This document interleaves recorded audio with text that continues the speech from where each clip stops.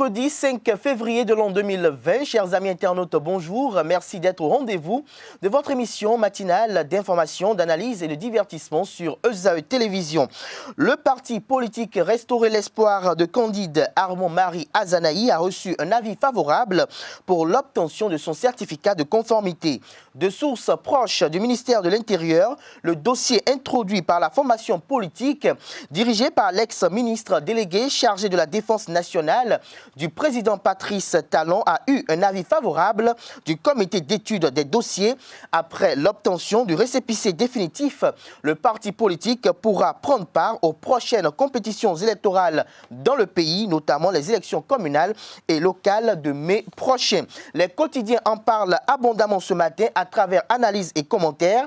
Aussi, les confrères de la presse écrite nous rassurent ce matin que les Béninois vivant en Chine sont hors de danger pour ce qui est des risques d'infection liés à l'endémie du coronavirus. Ils rendent compte également de l'audience d'une délégation de parlementaires francophones au Palais de la Marina et l'informateur a d'ailleurs titré à juste titre ce matin en manchette « Audience au Palais de la Marina, le président Patrice Talon reçoit le président de l'APF, Amadou Soumaoro ». Nous y reviendrons dans un instant à travers la présentation de quelques-unes de quotidiens parus ce jour sur l'ensemble du territoire national.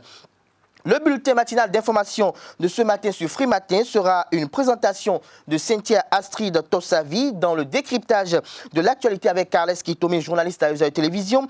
Nous nous intéresserons à la conformité du parti politique Restaurer l'espoir aux lois de la République. La page sport de ce jour sera une présentation de Larios Adiagbenon. Après cela, les prévisions astrologiques de ce mercredi 5 février 2020 seront une présentation d'Ange Céline Bovi, Anifat Boukari en fin d'émission. Dans la rubrique Trucs et astuces, on nous dira comment soigner la cystite, une infection urinaire avec la canneberge et comment baisser la fièvre avec les compresses froides. Bienvenue à tous, bonjour. Dans un instant, la une de quelques quotidiens parus sur l'ensemble du territoire national. Bonjour à nouveau chers amis internautes, comme je l'ai annoncé à l'entame de cette émission, l'informateur a titré ce matin en manchette « Audience au Palais de la Marina, le président Patrice Talon reçoit le président de l'APF, Amadou Soumaoro ». Le compte rendu vous est publié à la page 3 de la parution de ce matin de l'informateur. Toujours à la une de l'informateur de ce matin, paiement en ligne des impôts sur salaire et cotisations de sécurité sociale, le e-service de l'administration fiscale lancé par le ministère de l'économie et des finances, des précisions dans les colonnes de la parution du jour de ce matin de l'informateur. L'oreille droite de la une de l'informateur nous invite à découvrir dans les colonnes de sa parution du jour le journal École des étudiants en journalisme à l'École supérieure d'administration, d'économie, de journalisme et des métiers de l'audiovisuel ESAE.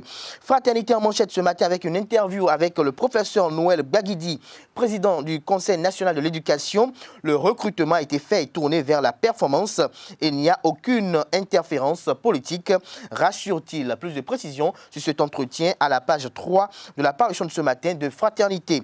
Restaurer l'espoir obtient son récépissé communal de 2020, une compétition plus ouverte, déduit Fraternité ce matin à la une. Matin libre en manchette ce matin. Coronavirus, les étudiants béninois en Chine fâchés. Les raisons sont publiées à la page 2 de la parution de ce matin du quotidien Matin Libre. Nous restons à la une de Matin Libre de ce matin. MCA Bénin 2 et ministère de l'Énergie, signature d'accord de mise en œuvre. Des précisions à la page 5 de la parution de ce matin du quotidien. Le quotidien de service public, La Nation titre en manchette ce matin, performances économiques du Bénin, les clés d'un succès reconnu au plan international. Les détails à la page 3 de la parution du jour du Canard. Et nous restons à la une de La Nation de ce matin. Adoption de nouveaux codes d'électricité, le secteur énergétique ouvert au privé. Nous passons à présent à Info Plus, coronavirus en Chine. Le sort des ressortissants béninois vous est publié dans les colonnes de la parution du jour de Info Plus. Nous passons à présent à les 4 vérités, transactions foncières au Bénin, les faux frais, une menace. Plus de précision à la page 3 de la parution de ce matin de les 4 vérités. L'Indépendant à la une ce matin, reconnaissance des performances de l'économie nationale. La gouvernance Talon accumule les bons points à l'international. Toujours à la une de l'Indépendant de ce matin, isolé, abandonné et fragilisé par ses compagnons de l'opposition. Restaurer l'espoir de Candide Azanaï se conforme enfin à la loi sur la charte des partis politiques. Il reçoit un avis favorable pour l'obtention du récépissé définitif. Nous passons à présent à Le Télégramme. Démarche pour l'obtention de son récépissé. Restaurer l'espoir peut prendre part aux prochaines élections, déduit Le Télégramme. Le challenge à présent, économie du Bénin au top. Certification et validation du FMI, de la Banque mondiale, du PNUD et de la BAD, Transparency International et Doing Business en appui. Toujours à la une de Le Challenge de ce matin, attestation provisoire accordée à Restaurer l'espoir. Après une longue nuit d'errance pathologique, Azanaï revient à la réalité. Pourquoi avoir déstabilisé si tant le Bénin, s'interroge le confrère ce matin en deuxième titre à la une. L'événement précis à présent, le président de Mouel Bénin, Jacques Ayadi, invité de Soulab à Palabre à l'événement précis. Mouel Bénin veut gagner, a-t-il laissé entendre. L'intégralité de l'entretien à retrouver aux pages 4, 5, 6 et 7 de la parution de ce matin de l'événement précis. Sortie des 25 pays les plus pauvres à cause de son indice de développement humain, Abdoulaye Biotchane dévoile les raisons de l'espoir historique du Bénin à la page 9 de la parution de ce jour du quotidien L'événement précis. Diakpata à la une ce matin, accord de récépissé provisoire du parti politique Restaurer l'espoir. Candidat Zanaï ravale ainsi ses vomissures, s'interroge le confrère ce matin. À la une, libération à présent pour atteindre son autonomie énergétique. Le Bénin se dote d'un code sur l'électricité, un nouveau cadre qui rassure davantage les investisseurs privés. Nous passons à présent à l'économiste. Amélioration de l'IDH du Bénin en 2019.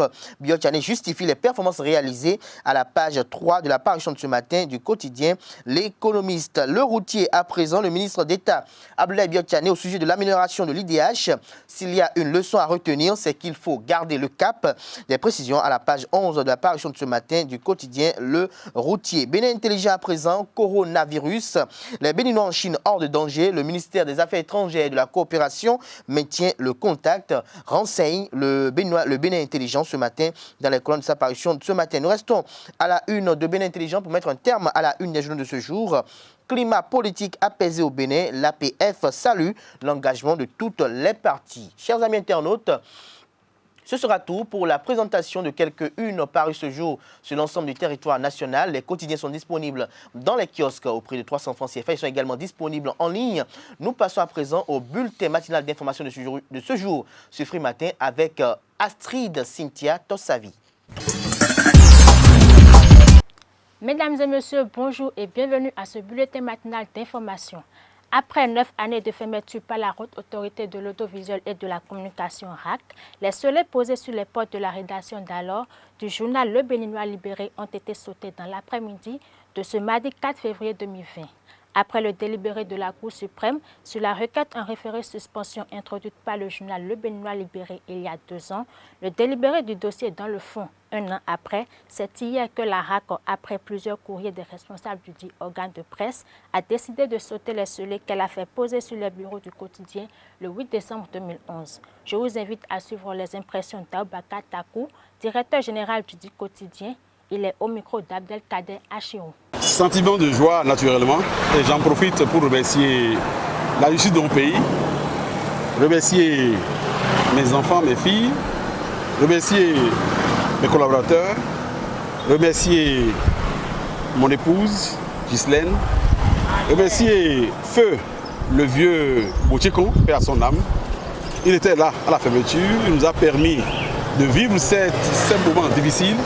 Hélas, il a été rappelé par l'Éternel, il n'est plus là. Et je remercie aussi sa famille. Je remercie aussi tous les avocats impliqués dans ce dossier, en l'occurrence, Maître Alfred Koyon, Maître Bokovo, Maître Baguidi, qui ont vraiment mouillé le maillot pour qu'on arrive à cette décision aujourd'hui. Donc je peux dire que c'est une victoire de la justice sur l'anarchie, c'est une victoire de la presse sur l'injustice, c'est une victoire de tout le monde. Parce que, qui l'eût cru, lorsque ce 8 décembre 2011, nous avons été anarchiquement suspendus, bien des confrères nous priaient à l'époque, Eric Chako et moi, d'introduire un recours gracieux pour espérer de la RAC, de cette institution qui nous a mis les fers aux pieds, une clémence. Mais à l'époque, j'avais refusé. Et là, je remercie encore Eric Chakpe, qui est comme ma conscience, qui a accepté mes caprices de l'époque parce que c'est lui la salette du journal, il n'y a plus rien à récupérer là. Plus rien, parce que c'était du matériel fragile. Les onduleurs, les ordinateurs, les imprimantes A3, télévision, climatiseur, tout ce qu'on a laissé, sans oublier que dans mon tiroir que j'ai vu casser, je n'ai même pas pu y toucher, on avait non seulement les chéquiers de l'entreprise, il y avait de l'argent dedans, je ne peux même pas dire le montant. Comme vous avez constaté, on a dû casser, défoncer la porte parce que 9 ans, nous n'avons plus les clés sur nous. Donc les dommages à évaluer, c'est trop. Et ils sont d'abord moraux. Parce qu'à l'époque, qu'est-ce qu'on n'avait pas entendu? On nous avait traité de braqueurs, de tous les noms, Éric Tchakpe et moi, parce que nous étions les pestiférés de la presse, nous étions ceux que le gouvernement a jeté en partie à nos propres confrères, a jeté en partie aux politiques, parce que nous n'avions pas de bord. Ça nous avait frappé. Et ça a conforté, nous, notre professionnalisme. Parce que nous n'étions ni de l'opposition, ni de la mouvance. Donc les opposants se disaient, eh bien, voilà, on nous a ôté une grosse épine du talon, le Bédois libéré. En fait, le Bédois libéré. La mouvance de l'époque au pouvoir s'est dit, enfin, on s'est débarrassé de ces garçons qui nous empêchaient de dormir, de manger, de vivre comme ils l'entendaient des délits publics. Nous étions là comme un bouclier, mais quand vous vous retrouvez dans ce rôle-là, c'est un rôle ingrat. Mais la nature est grande. Elle vous rend toujours justice. Et c'est pourquoi nous remercions davantage encore la justice de notre pays, en l'occurrence la Cour suprême, qui a dit le droit pour donner raison à ceux qui le méritent, pour donner raison à des journalistes, à un journal, contre cette grosse institution qu'est la HAC, qui n'a cessé de briller dans ce que je dois appeler une entrave à la liberté d'expression. Cette opération est la dernière étape de la première manche de la victoire du journal sur la HAC. En attendant le procès qui va fixer le montant de la réparation des préjudices économiques, financiers et moraux subis, je vous invite à suivre à nouveau Aboubakar Takou qui fait un bref rappel des faits qui ont conduit à cette déplorable situation. Comment, à la suite d'un écrit, à la suite d'une opinion, alors qu'on dit en journalisme que les faits sont sacrés, les commentaires libres. Si, à la suite d'un écrit, on peut prononcer une sanction sans queue ni tête, à savoir, alors même que à la HAC, jusqu'à l'heure où je vous parle, il n'y a pas une nomenclature de sanctions pour déterminer l'échelle de sanctions à prendre contre un journaliste. Et lorsqu'il n'y a pas une échelle de sanctions, on ne peut se permettre de sanctionner. Ça, c'est le droit qui le dit. Je ne sais pas faire le droit, mais on a cette notion sommaire du droit qui relève du bon sens. Alors, nous suspendons définitivement, à savoir le journal, et interdit à Éric Tchakpe et moi d'exercer le métier. Et nous devons notre vie à une fuite, parce qu'on a vu fuite de Cotonou à l'époque, parce qu'il y a des esclandons de la mort à nous tous. Quand on met tout ça là dans un ensemble, eh bien la décision n'était plus qu'arbitraire, c'était de la sorcellerie. Et aujourd'hui, la lumière a triomphé de la sorcellerie. Je crois que c'est une victoire de nous tous et surtout de la presse. Et c'est le moment de rappeler, et ça je venais de le dire, le groupe de mots mal élus que nous écrivions. Et d'ailleurs, je précise, c'est Éric Tchakpe qui est la plus belle plume de la maison qui avait écrit l'article. Donc en thème clair, il n'y avait rien à reprocher à cet écrit. L'article était osé, mais elle était dans le cadre de la vérité, parce que le groupe de mots mal élus ne signifie pas que ces chefs d'État n'étaient pas élus. Car à partir du moment où l'institution qui régule les élections déclare un président élu, eh bien il l'est légalement. Mais il peut se poser un point de légitimité à partir du moment où il y a eu deux recours contre son élection. Quand je prends le cas de Boni Yayi en 2006, quand il venait au pouvoir, rappelez-vous qu'avant même que la Cour constitutionnelle ne le déclarât élu, Adrien Mbedi, qui était son challenger au deuxième tour, l'avait déjà félicité. Dans ce cadre-là, bien qu'il s'agisse de 2 tours d'élection, Boni Yayi avait, selon nous, au journal Bédois libéré, à l'époque, bien élu. Par contre, lorsqu'en 2011, il a été élu par KO, alors même que son challenger, Adrien Mbedi, revendiquait la même victoire, dans ce cadre, bien que la Cour constitutionnelle à l'époque de Robert Dossou l'avait déclaré élu, le journaliste était fondé à dire de cette élection qu'il a été élu, même mal élu. Et je ne veux pas évoquer le cas du président Ouattara, qui lui à l'époque devait son siège à une guerre, à une situation conflictuelle, armée. Donc à partir de ces entrefaits, on doit quand même reconnaître que le groupe de mal élu que nous avons utilisé à l'époque n'était pas une entorse ni à la déontologie, encore moins à l'éthique de notre profession. Donc nous étions fondés à utiliser ce groupe de mots que je vais répéter à tout moment. Donc je ne nous voyais pas dans une dynamique de demande de pardon lorsque une institution vous interdit, jusqu'à nouvel ordre, je précise, jusqu'à nouvel ordre d'exercer un métier tout en interdisant ce journal de paraître. Dans ce cas, il fallait prendre sur soi le courage d'aller devant la juridiction compétente pour connaître de la légalité de la décision prise par la RAC. Nous l'avons fait dans un premier temps et comme rien ne se profilait à l'horizon, eh bien, nous avons introduit une requête en référé suspension qui a été la première victoire, celle qui nous a permis de réouvrir le journal, à savoir d'être sur le marché. Et ce n'est que 2 ans ou 1 an et demi après que la Cour suprême a connu de la décision dans le fond et nous a encore conforté dans notre victoire. Et ce n'est que longtemps après, soit aujourd'hui, que la décision a été notifiée à l'huissier Bancolé, monsieur de justice Bancolé, je précise, monsieur de justice Bancolé, pour ouvrir les scellés. Donc depuis, nous devons un peu aux propriétaires et je m'engage à rembourser la dette parce que feu Bochekon, notre propriétaire, n'étant plus de ce monde, ses héritiers ont droit de ma part d'encaisser leurs sous et nous allons maintenant faire les formalités relatives au dédommagement pour que ce tort qui nous a été fait ne reste pas impuni et que cela serve de leçon. Évidemment, nous n'allons pas prendre ces sous pour acheter voiture, acheter maison. Je m'engage au nom de l'équipe que dès que nous allons encaisser ces montants de dommages et intérêts, eh bien, je vais les orienter dans des œuvres caritatives parce qu'il y a des orphelinats au Bénin ici où je suis connu, où je fais des dons dans ma pauvreté. Je crois que cet argent servira à des causes plus nobles.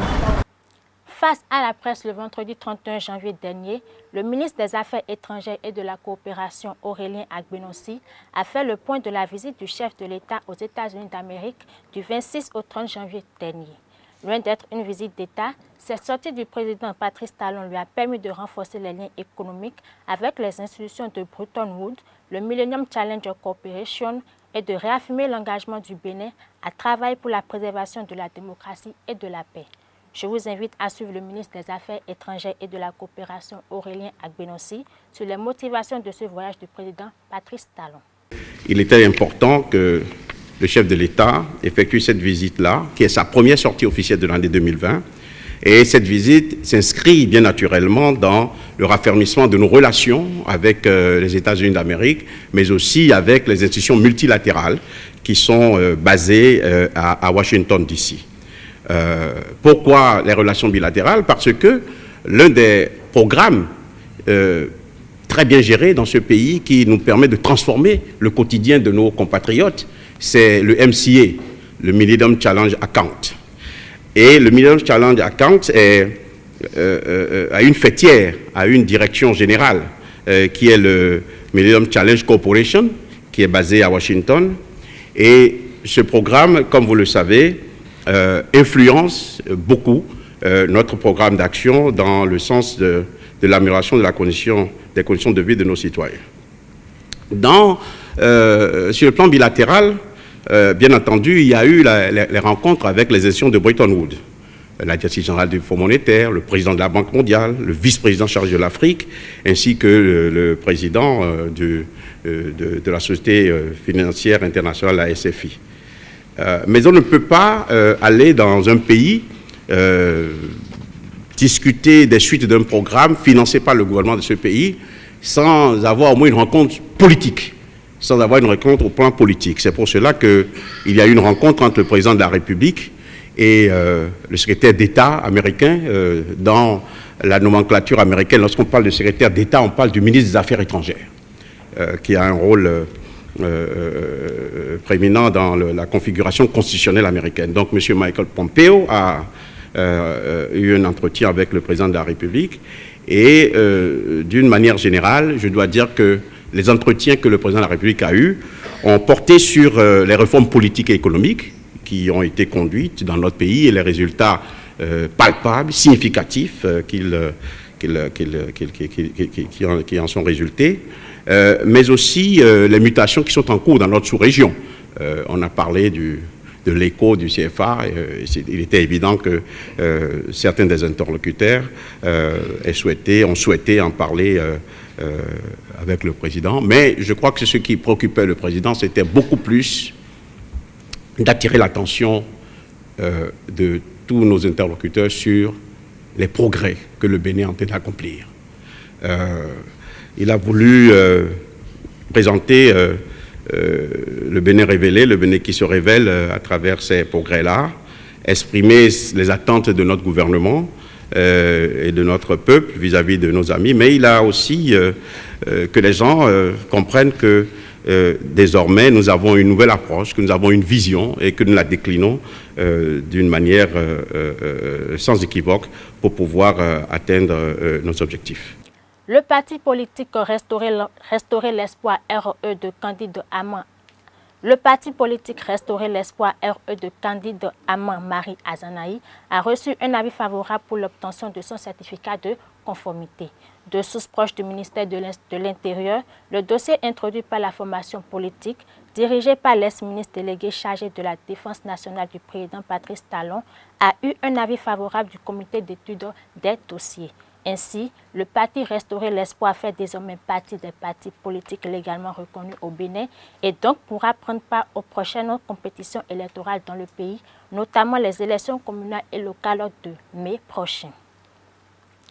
Hors de nos frontières, l'émissaire de l'ONU pour la Libye a annoncé mardi que les deux camps qui s'opposent en Libye réunis depuis la veille pour des pourparlers à Genève ont accepté de transformer la trêve en un cessez-le-feu durable. Les belligérants doivent désormais déterminer comment parvenir à cet objectif.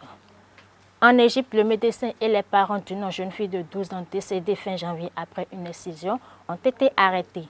L'éradication des mutilations génitales, une pratique devenue très médicalisée, se révèle difficile. Mesdames et messieurs, ce sera tout pour le bulletin d'information de ce jour. Merci de nous avoir suivis. Portez-vous bien. Merci à vous, Astrid Tossavi. Il faut ajouter qu'une délégation de parlementaires francophones conduite par son président Amadou Soumaoro, par ailleurs président de l'Assemblée nationale de la Côte d'Ivoire, a été reçue en audience ce mardi 4 février 2020 par le président de la République, Patrice Talon. L'objectif de cette audience, qui s'est rapidement transformée en une séance de travail, était de s'enquérir de la situation politique au Bénin après la récente crise issue des élections législatives d'avril 2019. Dans une démarche pédagogique, le président Patrice Talon a expliqué à ses hôtes les tenants et aboutissants de cette situation. Il a rappelé qu'au lendemain de ces perturbations, le gouvernement a organisé un dialogue politique du 10 au 12 octobre 2019 dans un climat de paix. À ce jour, le gouvernement et les partenaires politiques continuent de travailler ensemble afin d'entretenir le consensus issu de ces assises. Le président Amadou Soumaoro, au terme des échanges avec le chef de l'État, s'est dit très satisfait de cette séance de travail qui leur a permis, lui et sa délégation, de mieux comprendre la situation et l'importance des mesures prises par le président Patrice Talon et son gouvernement pour un apaisement de la tension. Chers amis internautes, la grande édition du journal télévisé de ce soir est prévue pour 19h avec Carles Kitome. Nous passons à présent au décryptage de l'actualité.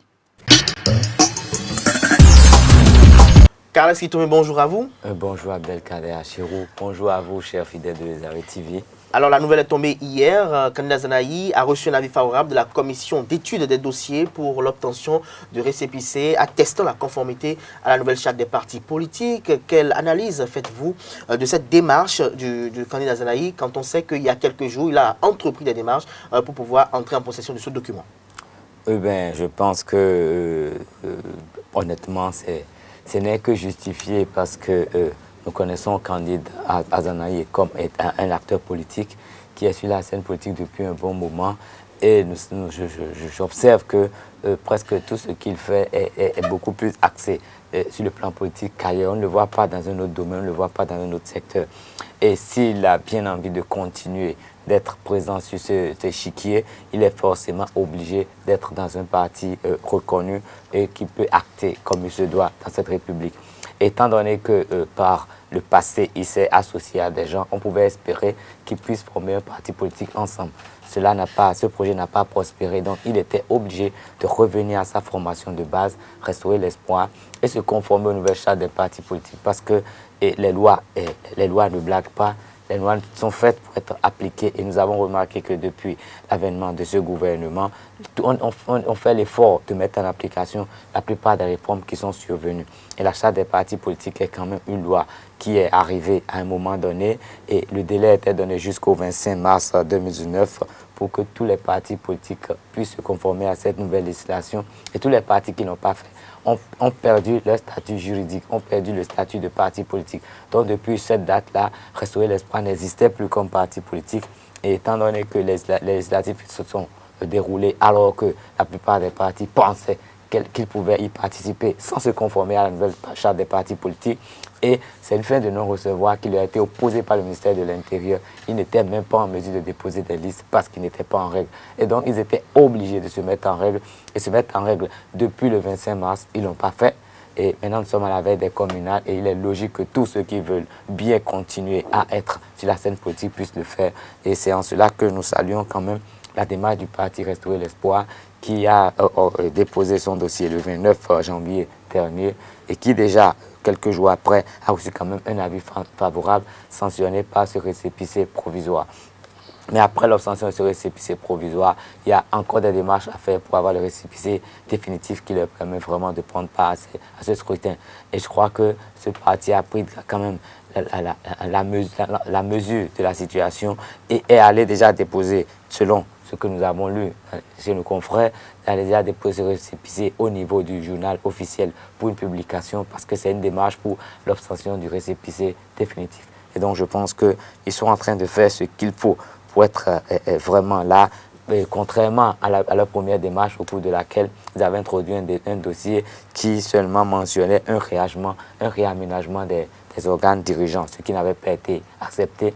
Et donc, j'estime que le parti Restaurer l'espoir est revenu un peu, respecte désormais la loi, contrairement à leur sœur USL, qui jusque-là ne s'est pas conformé à ces législations. Qui se vide au jour le jour de ces militants politiques. Je crois qu'on va revenir beaucoup plus en profondeur à ce sujet, mais qu'est-ce que dites-nous, est-ce qu'à votre avis, quand vous analysez un peu les discours successifs de Kandé Dazanaï jusqu'à aujourd'hui cette démarche, est-ce qu'à votre avis, Kandé Dazanaï ne ravale pas ses vomissures ou bien il est conscient des enjeux des prochaines élections communales? On peut dire qu'il ravale ses vomissures, mais quand on observe vraiment ce personnage sur la scène politique, on serait d'avis contraire.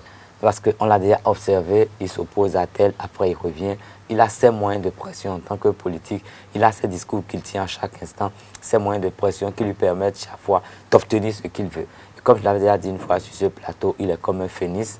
Et lui renaît toujours de ses cendres. Quand on pense que c'est fini pour Amar Zanaï, il revient toujours au devant de la scène. Et c'est ce qu'il vient de nous démontrer une fois encore. Parce qu'à suivre ces déclarations successives, on se disait que lui, il n'allait jamais se conformer à cette charte des partis politiques. Il n'allait jamais faire cette démarche. Mais quand les FCBE ont fait cette démarche, malgré les déclarations du président Yahi Boni à un moment donné, qui disait qu'il n'était associé en rien à ce processus, qui était même prêt à rejeter toutes les personnes qui ont fait cette démarche, mais récemment il est revenu sur sa décision. Il a rassemblé ceux qui s'opposaient à ce récépissé et il a fait le nécessaire pour que ce parti puisse exister. Quand on note que les FCBE et Restaurer l'espoir et l'USL étaient ensemble dans la résistance et que le FCBE qui a quand même un peu plus de force que les autres partis se soit conformé à cette charte des partis politiques en obtenant son récépissé, je pense qu'il est raisonnable. La chose la plus normale à faire, c'est que les autres partis aussi essayent d'avoir ce sésame pour continuer d'avoir le droit de s'exprimer publiquement. Et c'est ce que Restaurer l'espoir vient de faire.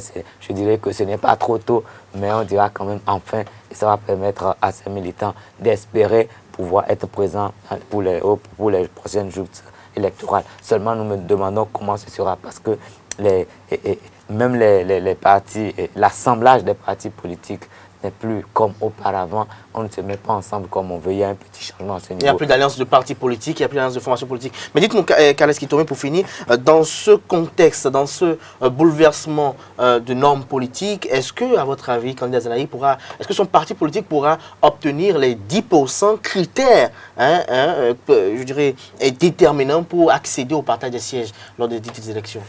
Ben, visiblement, on pourrait peut-être dire que ce serait difficile. Mais quand on connaît le personnage dont il s'agit, je crois que c'est fort possible. Parce que je sais que lui, il sait, en tout cas, il a les moyens pour faire ce qu'il veut. Il a toujours atteint ses objectifs. Et je le vois encore atteindre ses objectifs parce que malgré tout ce qui se disait, moi je savais qu'au dernier moment, il allait trouver le moyen de se racheter et va avoir toujours droit au chapitre. Et c'est ce qu'il est en train de faire. Et si aujourd'hui il est en train de courir après le récépissé, je vous dis, je pourrais dire qu'il ne se limite pas à cela. Il travaille déjà à pouvoir remplir les autres conditions pour qu'on puisse compter désormais, pour qu'on puisse compter à nouveau avec son parti politique quand il sera question des questions nationales. Des questions nationales. Merci à vous, Carles Kitomé. Je rappelle que vous êtes journaliste à EZAE Télévision. Chers amis internautes, cette émission se poursuit. Nous passons à présent à la page des sports. Retour sur le dernier match d'EZAE Football Club en Coupe de la Confédération. Richard Bion qui tire les premiers enseignements de la belle épopée de son équipe.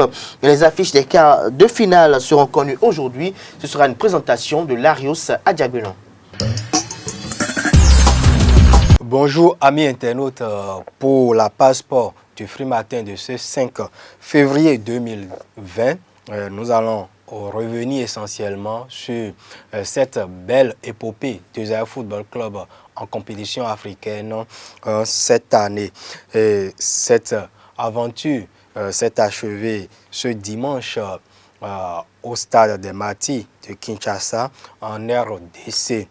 C'était face au Daring Club Motema Pembe qui a battu par ailleurs EZAE 1-0. Un but matinal inscrit par Bozonga à la 2e minute de jeu. Mais le EZAE Football Club peut se consoler avec son gardien et capitaine Marcel Danguenou qui est gardien titulaire de l'équipe type de la 6e et dernière journée de la phase de groupe de la Coupe de la Confédération Total CAF 2019-2020. Il faut dire, cette aventure a duré 7 mois de août 2019 à février 2020.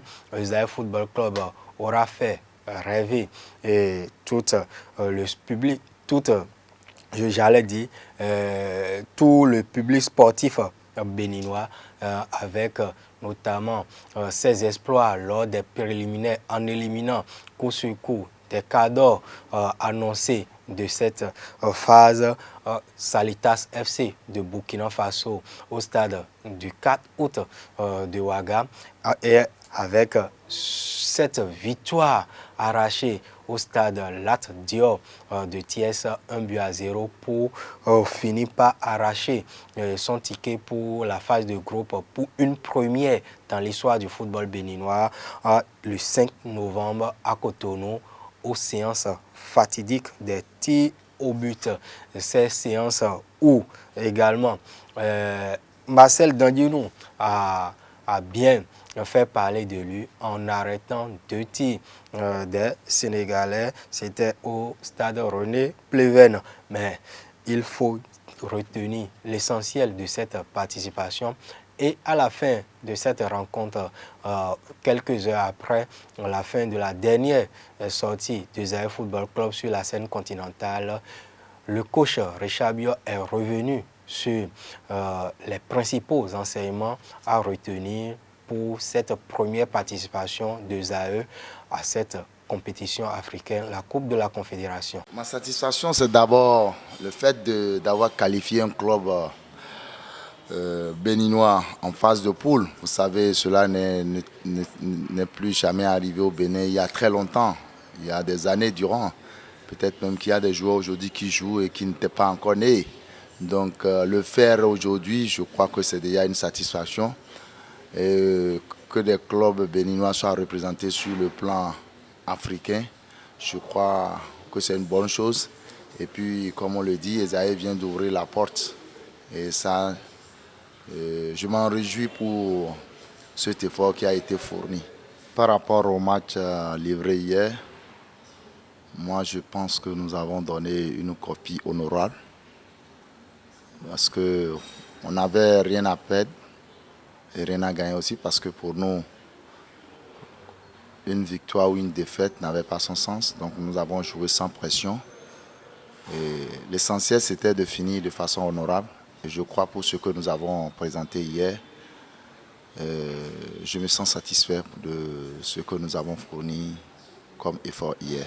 L'efficacité n'était pas un rendez-vous, c'était d'ailleurs même notre objectif principal lorsque nous sommes venus ici au Congo.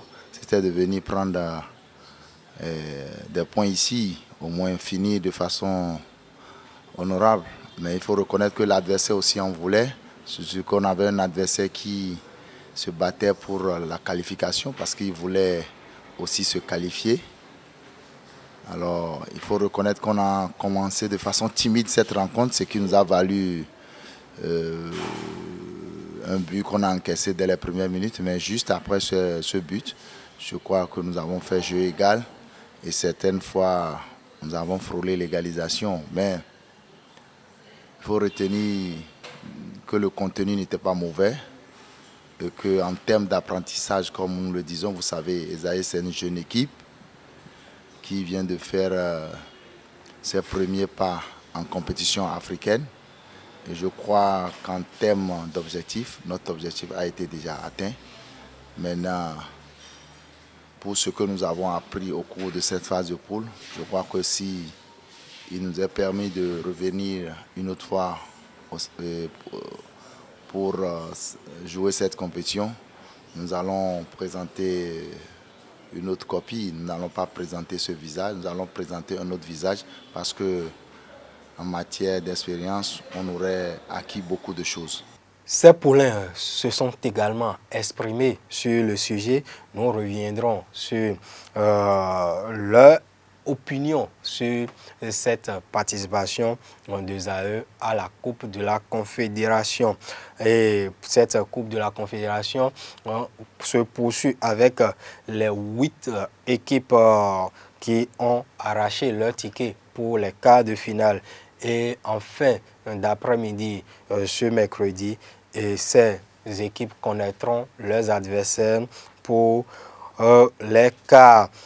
Il s'agit dans le groupe A de FC Pyramide de l'Égypte, 15 premiers, arrivé premier du groupe avec 15 points, suivi d'un autre club égyptien, Al-Masri SC, 10 points.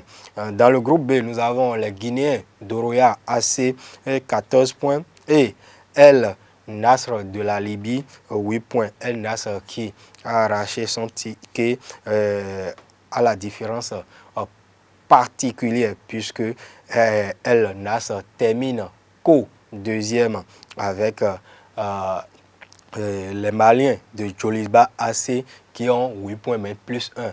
Mais au match aller, les Maliens se sont inclinés chez les Libyens, tandis que les Libyens ont tenu en échec au match retour les joueurs de Djoliba, 0 but partout. Et dans le groupe C, nous avons Renaissance Sportive Berkane et Zanaco FC de la Zambie. C'est la poule de ZAE Football Club.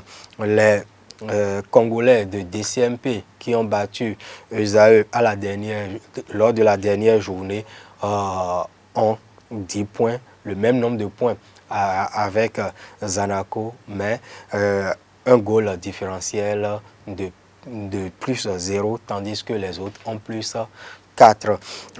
Dans le groupe D, enfin, nous avons les Marocains de Hassania Agadi et les Nigérians de Eimba avec l'international béninois Jean-Marie Guérard.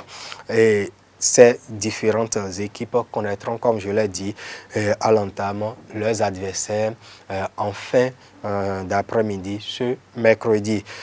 Tirage au sort également des quarts de finale de la plus prestigieuse des coupes des clubs, la Ligue africaine des champions, avec le tout-puissant Mazembe qui a terminé premier du groupe A avec 14 points et reste invaincu lors de cette phase de groupe. Les Congolais seront accompagnés des Égyptiens de Zamalek du Caire. Dans le groupe D, Étoiles sportives du Sahel de la Tunisie et le recordman de titre dans cette compétition, la Ligue africaine des champions, Al Ahly d'Égypte, sont les qualifiés. Dans le groupe C, nous avons Wydad de Casablanca et Mamelodi Sundowns. Les Sud-Africains sont restés invaincus lors de cette phase de groupe avec un total de 14 points au finish devant les Marocains. Enfin, la championne en titre, l'Espérance sportive de Tunis, est bel et bien dans la course pour défendre son titre. Les Tunisiens dans le groupe D sont accompagnés des Marocains de Raja de Casablanca. Tirage au sort également. Les premiers de chaque groupe seront tête de série et vont rencontrer les deuxièmes des groupes. Demain, vous aurez les résultats de ce tirage au sort. Pour revenir au Bénin, Eusaya Football Club prend un repos ce mercredi et va enchaîner demain avec la préparation des matchs en retard de la Vitalor Ligue 1. 3 au total. Le premier, ce sera face à Beke FC de Bembereke ce samedi au stade René Pleven de Cotonou à 16h. Merci à vous, Larios Adiagono, pour la présentation de cette page des sports. On retrouve à 19h dans le journal télévisé avec quelques capsules sur l'actualité sportive. Nous passons à présent aux prévisions astrologiques du jour avec Ange-Céline Bovy. Bonjour à toutes et à tous et bienvenue sur les prévisions astrologiques de ce jour. Bélier, c'est le bon moment pour évaluer votre situation amoureuse. Soyez optimiste quant à l'avenir et laissez les événements se dérouler. Des temps meilleurs s'annoncent. Amis Taureau, en matière d'affaires aujourd'hui, rien ne va dans votre direction. Les gens essayeront de profiter de vous dans les négociations importantes. Gémeaux, prenez une pause et libérez-vous des fardeaux inutiles. Vous êtes conscient des défis de la vie quotidienne et des exigences de votre travail en matière d'endurance. Né sous le signe Cancer, votre confiance en vous en matière de cœur vous ouvre les portes et vous apparaissent comme une proposition plutôt intéressante. Assurez-vous de tirer la meilleure partie de votre disponibilité. Lion, à présent, si on vous donne un conseil par rapport à votre manière d'investir, restez sceptique et prenez le temps d'y réfléchir, car l'information pourrait ne pas être la meilleure. Vierge, vous êtes d'une humeur splendide, vous ne vous sentez pas limité d'aucune manière et avec enthousiasme, vous voulez profiter de cette journée. Votre partenaire devrait ressentir la même chose. Balance, vous êtes en forme et en bonne santé et vous avez besoin insatiablement d'activité physique. Réfléchissez à la façon dont vous pourriez équilibrer cette envie avec votre sociabilité.